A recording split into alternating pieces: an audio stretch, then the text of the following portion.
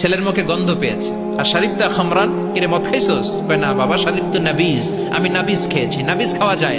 নাবিজ হচ্ছে রাত্রেবেলা আরবরা দুধের মধ্যে শক্ত খুরমা ছেড়ে দেয়।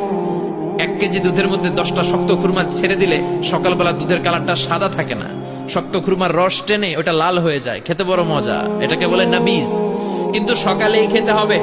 ওইটারে যদি 3 দিন জমায় রাখেন, 4 দিন জমায় রাখেন, ওইটাও গাঞ্জা হয়ে যাবে, ওইটাও তারি হয়ে যায়, মদ হয়ে যায়।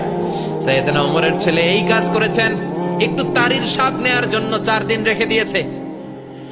সাইয়েদনা ওমর বললেন, কি খাইছস? কয় মদ খাই নাই। নাবিজ খাইছস? এদিকে আয়। ইফতাহ ফামাক, মুখ খোল। হা করার পরে মুখের সামনে নাক নিয়ে গন্ধ দেখে মদের গন্ধ, কলারটা ধরে মসজিদে নববীতে নিয়েছেন। ইন দা মিন টাইম মসজিদে নববীতে জোহরের নামাজ হয়। নিজের ছেলেকে মসজিদে নববীর উস্তুয়ানা বলে, উস্তুয়ানাতু মসজিদুন নববী, মসজিদে নববীর পিলারে বেঁধেছেন।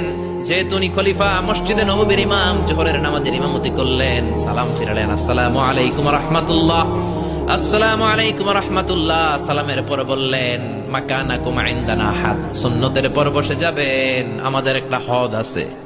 আল্লাহর দেয়া যে বিধান বিচার, এটাকে আরবিতে বলে হাদ, প্লুরাল হচ্ছে হুদুদ।